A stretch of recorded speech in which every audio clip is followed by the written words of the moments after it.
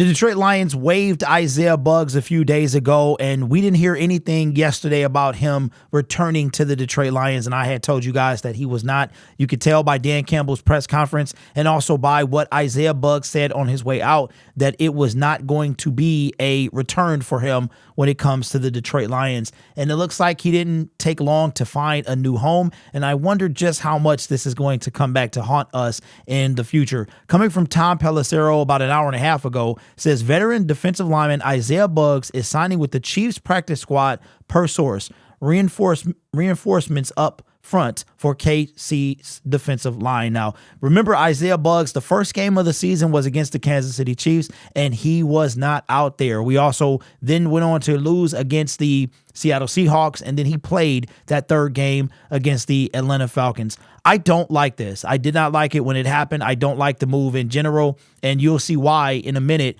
But one thing that I'll say is when Buggs did play, he did make a difference. Whether he played, whether he made the difference or he helped make the difference, there was a difference in that defensive front four when he played. After being benched, he came out against the Denver Broncos and caused and picked up a fumble, ran it back, big man rumbling, right? Every time he was in, you could see a noticeable difference from the Detroit Lions defensive front four. So I don't like this move. I don't know why we did it. At first, I thought it was to clear up a roster spot for C.J. Gardner-Johnson, and maybe that's what it was for, because today we wind up waiving the tight end Anthony Fursker that we signed to the 53-man roster before the Dallas game. So now he's been waived. We signed someone to the practice squad, a linebacker I've never heard of, which means that it looks like we have two spots on the active roster, and that's probably going to be filled by C.J. Gardner-Johnson and Aleem McNeil. Both of them are expected to play this Sunday, at least as far as I know. That's probably why this was done, but it's also probably some other reasons as well. I'm trying to see if we could always tell that something was off. We could always see that something was off when it came to the Detroit Lions and Isaiah Buggs.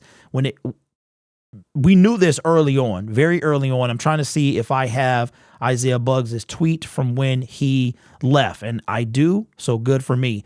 This is coming from Isaiah Buggs' Twitter account. This was after the release actually happened. Said, "Thank you, Detroit, for everything, but this move is the best move for me and my family. Love to the amazing fans of the great city of Detroit. It's been amazing. Thank you for your support for the past 2 years. 96 out." So now you could just tell that something was wrong. It was wrong. Some friction between him and the Detroit Lions camp. I personally don't think it was necessarily for a lack of playing time because he wasn't good. When he came in there was a difference. I think it was something else going on between the Detroit Lions and Isaiah Buggs, but that is not going to be a concern anymore. Now, I want to shout out my guy, Rocked On Podcast Network. Me and him were talking, and he mentioned this, and I was going to look and see what our defensive line depth as far as defensive tackle was looking like. And here's the defensive line, the starting defensive tackle. We don't have one. We do not have one as far as this is where Isaiah Buggs used to be. So now is Broderick Martin going to get moved up there? So our defensive tackle depth chart right now is Benito Jones, Broderick Martin, and Levi Onwuzurike. They got Josh Pascal as a defensive end listed here. And if we go to the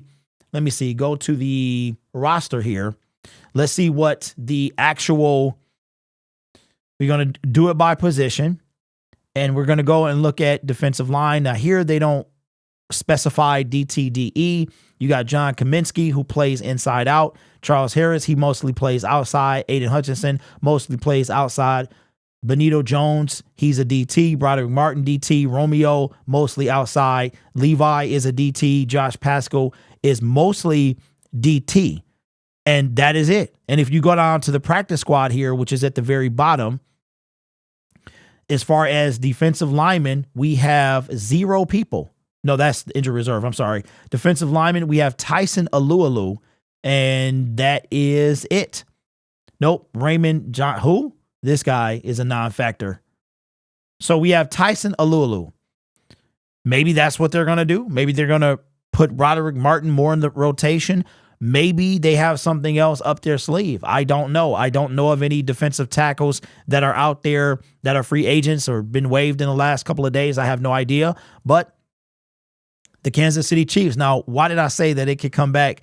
Obviously, I think it's ironic that the first game of the season, we didn't play Bugs. And I was at that game, and I remember Bugs walking out of the tunnel, and he looked like he was focused, had his headphones on, and didn't wind up playing into the third game of the season. But he winds up going there. And the next time we could see the Chiefs again would be in the Super Bowl. And it's funny because the Chiefs are the third seed, and so are we. They're locked into the third seed, and we're pretty much locked in to the third seed as well. We can't go any lower. They can't go any lower as well. So this is going to be interesting, but I think this is a bad move overall. Knowing that our depth chart, you saw our depth chart, Benito Jones, Broderick Martin, and Levi Onwuzurike as far as defensive tackle positions. That is our depth chart. We also have Tyson Alualu. Maybe he played the other day, maybe. But this whole thing with Isaiah Bugs was never a good look. We talked about it. We talked about it during the preseason when we heard rumblings. And this is a testament that when you hear stuff coming out of camps, a lot of it is true. We heard that there were some rumblings that it was some friction between Isaiah Bugs and the Detroit Lions. So now we know that that was true. And I wish they would have traded him at the trade deadline and got something for him instead of letting him walk and get nothing. So anyway, let me know what you think. Well, do you think it was a good idea that we waived Isaiah Bugs? And how do you feel without him? You guys are awesome. Take care of yourself and each other. And as always, go Lions.